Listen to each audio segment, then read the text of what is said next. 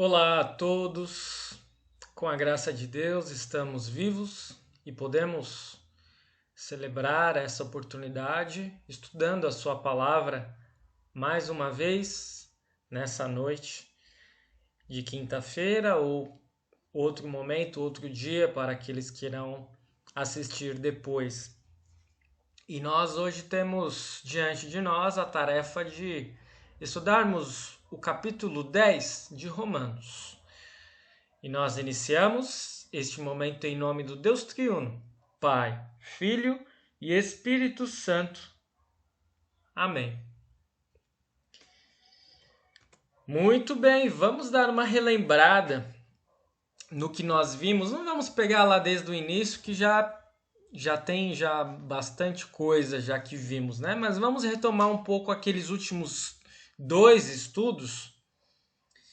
E apenas a ideia principal do que nós vimos em Romanos 8 que o Espírito Santo ele é uma pessoa importantíssima da Trindade e é ao mesmo tempo também aquele que cria a fé em nós, que mantém a fé em nós, aquele que nos acompanha, né? Por isso ele é o santificador, o consolador. E em Romanos 8, o apóstolo Paulo vai falar da importância desta pessoa da Trindade. E aí nós vimos que naquele dia, naquela quinta-feira, era 3 dias antes de Pentecostes. E coincidência ou não, falamos em Romanos 8. Romanos 8 trata exatamente do Espírito Santo, né? A vida no Espírito, a intercessão do Espírito. Semana passada, Romanos 9, nós falamos a respeito da soberania de Deus. E aí fizemos até um contraponto, como funciona a soberania de Deus na igreja, na teologia calvinista e também na teologia arminiana e etc. E aí fizemos um contraponto com a nossa teologia, com a teologia luterana. E é interessante que domingo passado foi domingo da Santíssima Trindade. Então quer dizer, nada melhor do que a gente meditar sobre a soberania de Deus, né? Do Deus Triuno, Pai, Filho e Espírito Santo. E hoje nós iremos refletir sobre Romanos 10, que vai falar especialmente que a fé vem pelo ouvir. Quando a gente fala fé vem pelo ouvir, a gente logo lembra da proclamação da palavra. E quem não é o único a proclamar, mas quem faz isso até como profissão, quem são? Os pastores. E ontem, quarta-feira, dia 10 de junho, lembramos do dia do pastor. Portanto, coincidência ou Deus guiando, eu pergunto para vocês. Porque nós não combinamos isso, né? Não, eu vou escolher esses estudos para falar exatamente dessa temática que vai ser do final de semana ou do dia e tal. Não combinamos. Deus nos guiando, né, meus irmãos e irmãs? Deus nos guiando para que a gente possa, de fato, refletir de uma maneira especial na semana, no dia, próximo ao dia das festividades, das celebrações do Espírito Santo, da Santíssima Trindade, do dia do pastor. Todos tenham um abençoado estudo. Vamos então iniciar lá Romanos 10, versículos 1 e 2 diz assim: Irmãos, o desejo do meu coração e a minha súplica a Deus em favor deles é para que sejam salvos. Deles quem? De quem que o apóstolo Paulo está falando aqui? Dos gentios? Não. Ele está falando dos israelitas. Porque dou testemunho a favor deles de que têm zelo por Deus, porém não com entendimento. Quem tem zelo por Deus? Os israelitas. Aqueles que procuravam seguir as leis de Deus, e não apenas os 10 mandamentos, mas, por exemplo, as 613 leis farisaicas. E claro, existiam pessoas que se vangloriavam por isso, existiam pessoas que acabavam querendo se destacar dos pecadores, né? Como se nem todos fossem pecadores. Mas existiam pessoas que seguiam rigidamente a lei e procuravam agradar a Deus por zelo, por seriedade. Não simplesmente porque queriam ser melhores do que os outros. Por isso o apóstolo Paulo está dizendo aqui, eles têm zelo por Deus. O apóstolo Paulo tinha sido alguém assim. O apóstolo Paulo demonstrou grande zelo por Deus antes ainda de proclamar o evangelho. Mas ele não tinha o entendimento correto, que é o que ele está se referindo aqui aos israelitas. Romanos 10, 3-4 diz: desconhecendo a justiça de Deus e procurando estabelecer a sua própria justiça, não se sujeitaram à justiça que vem de Deus, porque o fim da lei é Cristo para a justiça de todo aquele que crê. E aí eu pergunto para vocês, qual a única justiça que existe? E agora eu trago um pouco para o nosso mundo, para o nosso tempo, para o nosso contexto, para aplicarmos para a nossa vida diária. E quando eu faço essa pergunta, eu sou bem categórico.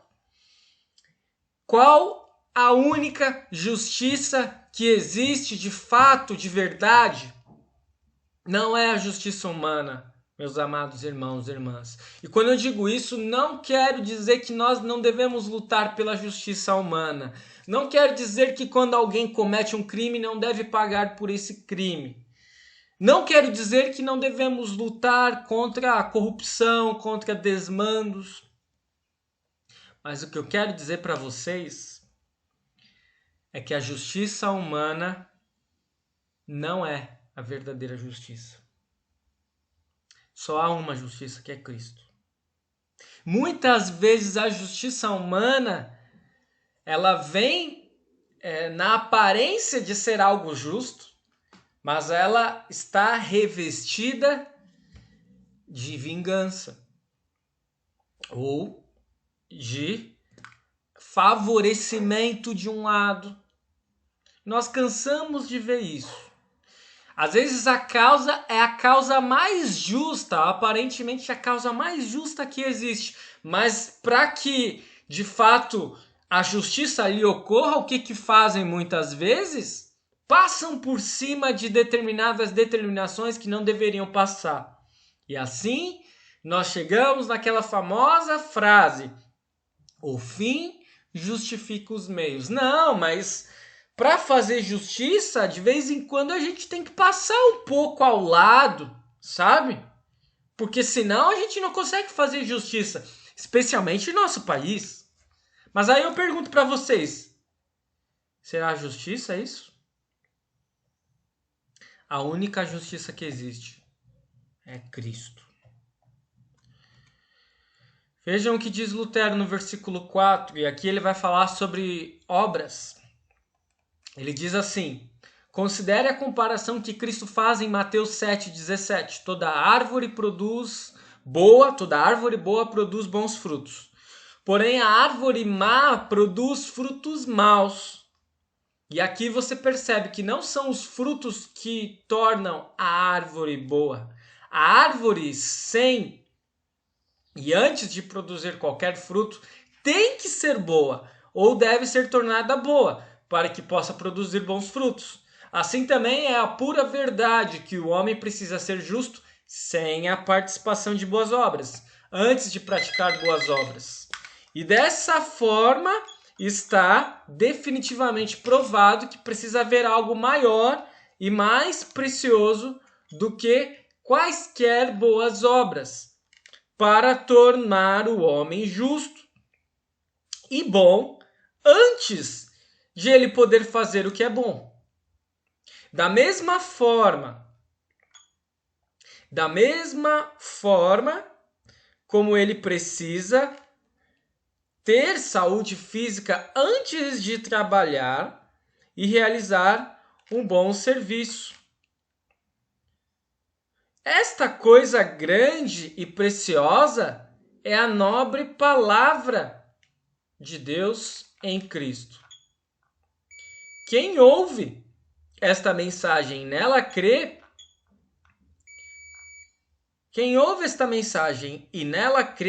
esse se torna santo e justo por meio dela. Por isso, ela também é chamada palavra da vida, da graça, do perdão. Quem, porém, não ouve essa mensagem nem crê, este de forma alguma pode ser salvo.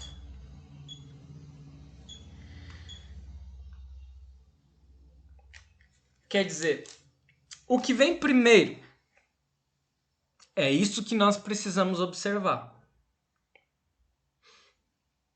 Para muitas pessoas, o cristão, ou quem quer que seja, precisa realizar boas obras. Precisa fazer boas obras para ser uma pessoa boa.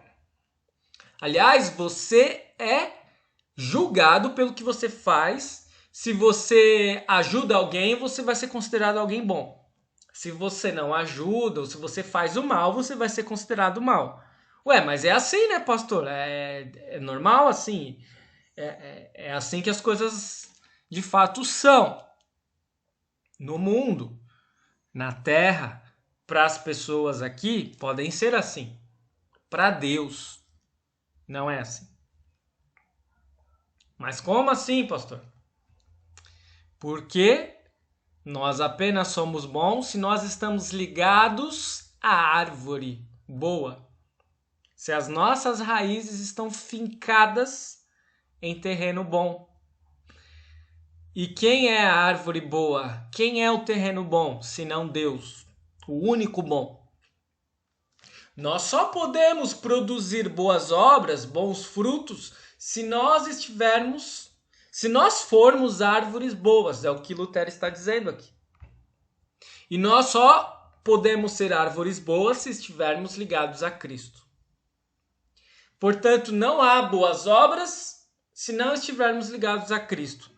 Ah, pastor, mas o espírita realiza boas obras, né? Faz caridade. Sim, faz caridade. Mas não boas obras. Porque boas obras apenas aqueles que estão ligados a Cristo. Aqueles que são a árvore boa pela fé é que podem realizar boas obras. E quando eu digo isso, eu não quero julgar ninguém, pelo amor de Deus. A gente sabe que há muitas instituições de caridade, espíritas, eles realizam muitas coisas, talvez muito mais do que muitos cristãos. Isso é verdade. Agora, isso é diferente de realizar boas obras, do ponto de vista teológico e bíblico. Porque você precisa observar qual é a intenção, qual é a motivação final de alguém realizar boas obras. E por mais que alguém possa fazer porque quer fazer o bem, né? O espírita realize boas obras porque quer realizar o bem, eu não duvido disso. Eu não duvido da seriedade, da idoneidade de alguém. Mas no fundo, o critério teológico por trás do espírita vai ser realizar boas obras para conseguir elevação, para se tornar uma pessoa melhor por ele mesmo, para reencarnar de uma forma superior. E o cristão vai realizar boas obras por quê? Porque ele quer conquistar a salvação? Errado. A salvação já foi conquistada por Cristo Jesus. Portanto, só há boas obras em Cristo e quando essas são realizadas sem o menor interesse. Romanos 10:5 diz: Ora, Moisés descreve assim a justiça que procede da lei. Aquele que observar os seus preceitos, por eles viverá. A justiça que procede da lei. Quem consegue seguir por esse caminho? Eis a pergunta. Porque é possível seguir o caminho da justiça pelo caminho da lei? Quem consegue cumprir a lei fielmente? É o que Paulo está querendo dizer aqui. Moisés descreve a justiça que procede da lei, aquele que observar os seus preceitos, por eles viverá. Mas quem pode observar os seus preceitos? Vamos seguir, que aí talvez fique mais claro. Romanos 10, 6 e 7. Mas a justiça que procede da fé afirma o seguinte: não pergunte em seu coração quem subirá ao céu, isto é, para trazer Cristo lá do alto, ou quem descerá ao abismo, isto é, para levantar Cristo dentre os mortos. Ou seja, seguir o caminho da lei, observar os preceitos da lei e por eles viver é algo infinitamente impossível. É algo inalcançável. É como se nós quiséssemos subir ao céu por nós mesmos, é o que o apóstolo Paulo está dizendo. Ou que nós quiséssemos puxar Cristo lá do alto e descer ele para onde nós estamos. Apesar dele já ter descido, né? Nós fizéssemos isso novamente para levantar Cristo dentre os mortos. Ou seja, o caminho da lei traz um Cristo que é inalcançável e remotamente distante. E Cristo não é inalcançável nem remotamente distante. Versículos 8 e 9. Porém, o que se diz? A palavra está perto de você, na sua boca e no seu coração. Isto é, a palavra da fé que pregamos. Se com a boca você confessar Jesus como Senhor e em seu coração crer que Deus ressuscitou dentre os mortos, você será salvo. Eu vou repetir, versículo 9. Se com a boca você confessar Jesus como Senhor e em seu coração crer que Deus o ressuscitou dentre os mortos, você será salvo.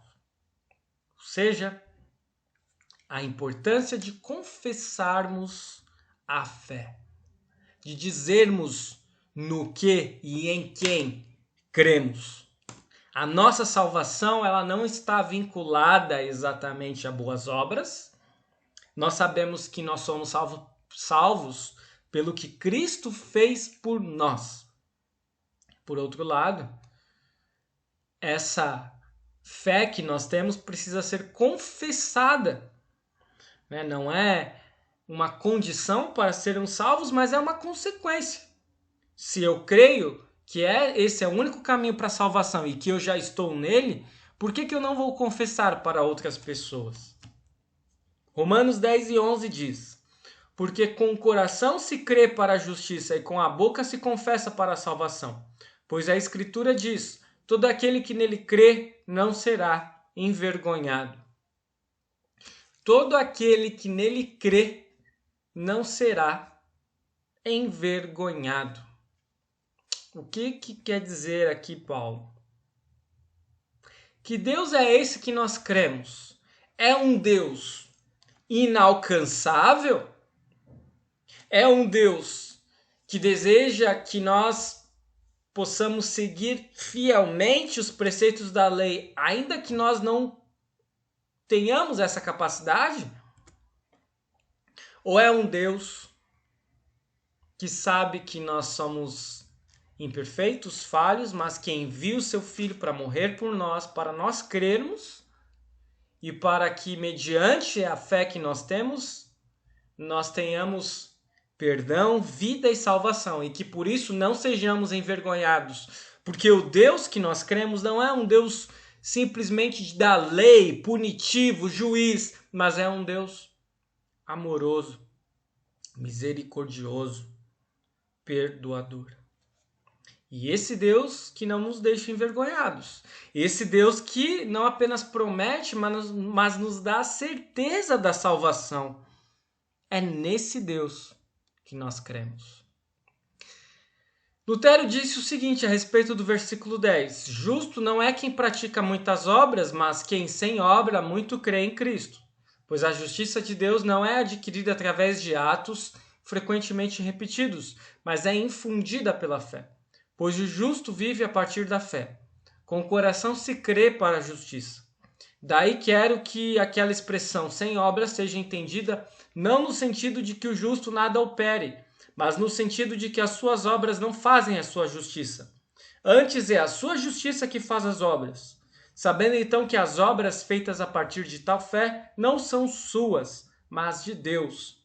Ele não procura justificar-se nem glorificar-se por meio delas, mas procura a Deus. Algo que muitas vezes é confundido na doutrina luterana é o fato de que as obras elas poderiam estar contra a fé. E Lutero, em momento nenhum, diz que as obras são contra a fé. Ele apenas diz que a fé está no campo da justificação e que as obras estão no campo da santificação e que é necessário fazer distinção nestes âmbitos. Por quê? Porque quando nós realizamos boas obras, isso não interfere na nossa justificação, na nossa salvação. A nossa salvação está vinculada às obras, é verdade, mas não às nossas obras, as obras de Cristo, realizadas em nosso favor. As nossas obras estão em outro âmbito e não estão vinculadas a Deus e nem a nós até. Ele diz lá, as obras feitas a partir de tal fé não são suas, mas de Deus. Ou seja, na verdade, as obras que nós realizamos estão até vinculadas a Deus, mas não no sentido de que nós realizamos essas obras para agradar a Deus, mas no sentido de que Ele vai pegar essas nossas obras e vai torná-las úteis. Para quem? Por acaso Deus é mais ou menos Deus, dependendo do que eu realizo para Ele? Não! Para quem Deus vai tornar essas obras justas? Para o meu próximo, para o meu semelhante. Portanto, como eu sou salvo? Por intermédio das obras. Obras de quem? As minhas? Não, das obras de Cristo. E as minhas boas obras, para que servem? Não para Deus, não para Cristo. Servem para o próximo. Não é que elas são inúteis, as boas obras são muito úteis, desde que elas sejam feitas deste modo. Desde que eu não queira realizar boas obras para que as pessoas achem que eu sou bonzinho, porque eu não sou. Eu sou um miserável pecador. Eu realizo boas obras porque eu procuro seguir a vontade de Deus e Ele quer que eu seja útil para o meu próximo. Ok? Romanos 10, 12 e 13. Porque não há distinção entre judeu e grego, uma vez que o mesmo é o Senhor de todos, rico para com todos os que o invocam. Porque todo aquele que invocar o nome do Senhor será salvo. Por que não há distinção entre judeu e grego? Essa resposta tem muito a ver com o que Lutero disse anteriormente. Se não depende das obras humanas a salvação depende única e exclusivamente da obra de Cristo em favor da humanidade, como que Deus poderia fazer distinção entre judeu e grego? Se nós somos salvos do mesmo modo, independentemente das nossas diferenças étnicas, diferenças de origem, geográficas, históricas, somos salvos do mesmo modo e pelo mesmo e único caminho, que é Cristo. Portanto, não há como fazer distinção entre ninguém. Essa discussão de racismo que precisa ser levantada porque racismo existe, e ela precisa ser levantada de uma maneira correta, não de uma forma que nós queremos nos vingar, né? Porque aí não é justiça. Mas o racismo existe e ele precisa sim ser confrontado à luz da palavra de Deus. Veja o que está escrito aqui. Não há distinção entre ninguém. Não há distinção entre homem e mulher. Não há distinção entre preto e branco. Não há distinção entre indígena e oriental e, enfim, não há distinção entre pessoas, porque nós temos a mesma natureza, miserável e pecadora. Nós somos salvos da mesma forma, unicamente e exclusivamente por Cristo Jesus. Não há distinção entre raças, não há distinção entre classes, não há distinção entre gêneros, não há distinção alguma. Diante de Deus, somos todos iguais, estamos no mesmo barco. Romanos 10, 14. Como, porém, invocarão aquele em quem não creram? E como crerão naquele de quem nada ouviram? E como ouvirão se não há quem pregue? E aí nós chegamos, meus amados irmãos e irmãs, no dia de ontem, o dia do pastor. A importância da pregação da palavra. Como ouvirão se não há quem pregue? Num outro texto, no evangelho desse domingo, inclusive, Jesus vai falar: a seara é grande e os trabalhadores são poucos. E aí ele pede a Deus, orando, que ele envie mais trabalhadores para a seara, para o campo, para a terra. Que haja mais trabalhadores, que haja mais pregadores. Os pastores, eles são miseráveis pecadores como todos. São falhos. Eles erram. Por isso eles não devem ser colocados em um pedestal. Você não deve ir para a igreja porque você simpatiza com um pastor, porque eventualmente quando esse pastor não estiver mais lá, aí você vai deixar de ir para a igreja.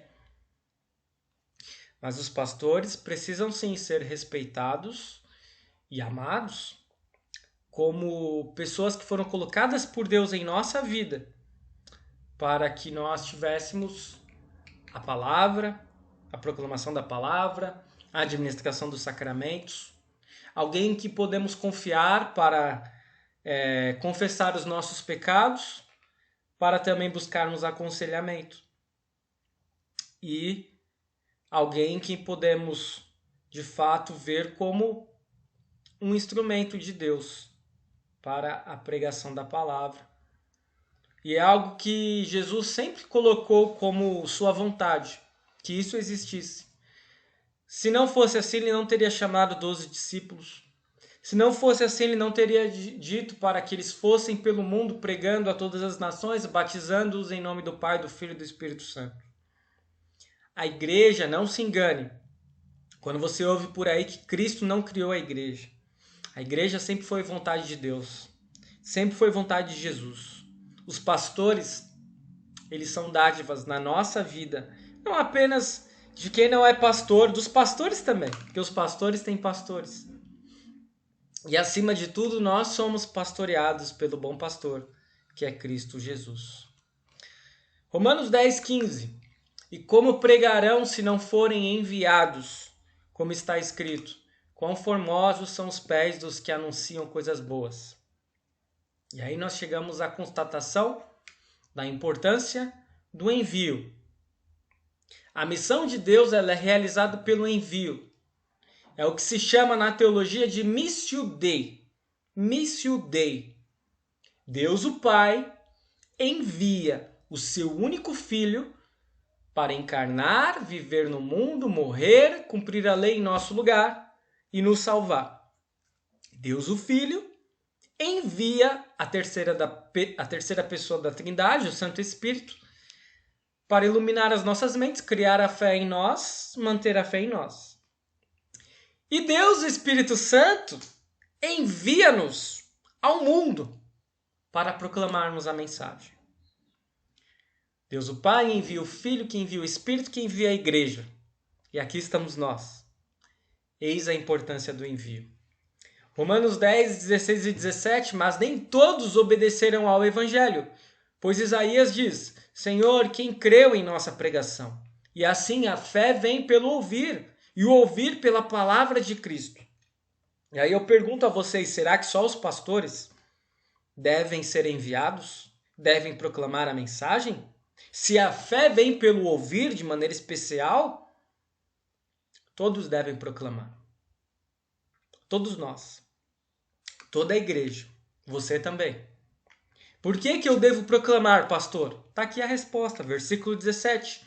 A fé vem pelo ouvir. E ouvir pela palavra de Cristo. Vejam o que diz Lutero. E que cabe muito bem também para o dia do pastor que foi ontem. Lá no seu comentário, versículo 17, ele diz: que são, pois, os sacerdotes e bispos? Resposta: seu regime não é de autoridade ou poder, mas de serviço e função, pois não são superiores e melhores que outros cristãos. Por isso, não devem impor lei ou mandamento a outros sem a vontade e consentimento deles. Seu governo não é outra coisa que pregar a palavra de Deus e com ela conduzir os cristãos e vencer a heresia. Pois os cristãos não podem ser governados a não ser com a palavra de Deus. É assim que diz Paulo em Romanos 10:17, a fé vem do ouvir, o ouvir, porém, vem pela palavra de Deus.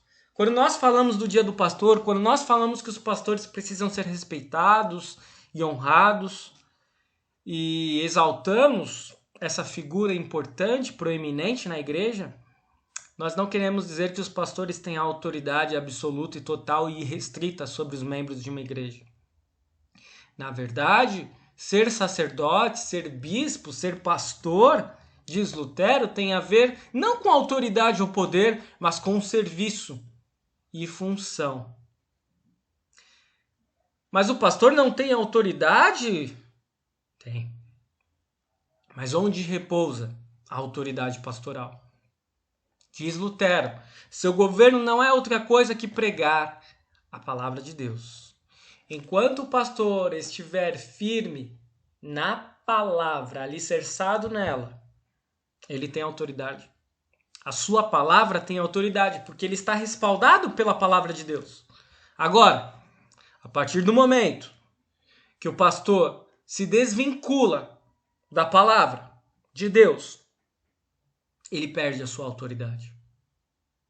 Portanto, esses pastores midiáticos que nós acompanhamos, que fazem tudo por dinheiro, que não pregam a palavra, eles não têm autoridade alguma.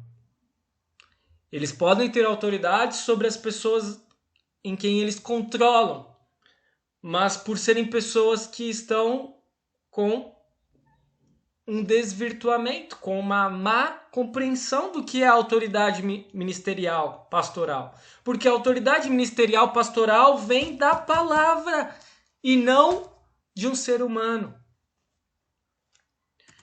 Romanos 10:18. Mas pergunto, será que eles não ouviram? É claro que sim. A voz deles se espalhou por toda a terra e as palavras deles alcançaram os confins do mundo. Quem não teria ouvido, mais uma vez, o apóstolo Paulo está falando todo o tempo aqui no capítulo 10 dos israelitas. Versículo 19, pergunto mais, será que isso não chegou ao conhecimento de Israel? Moisés já dizia, eu farei com que vocês fiquem com ciúmes de um povo que não é nação. Por meio de gente insensata, eu os provocarei a ira. Moisés já dizia antes que isso ia acontecer. Paulo lança a mão de uma profecia mosaica.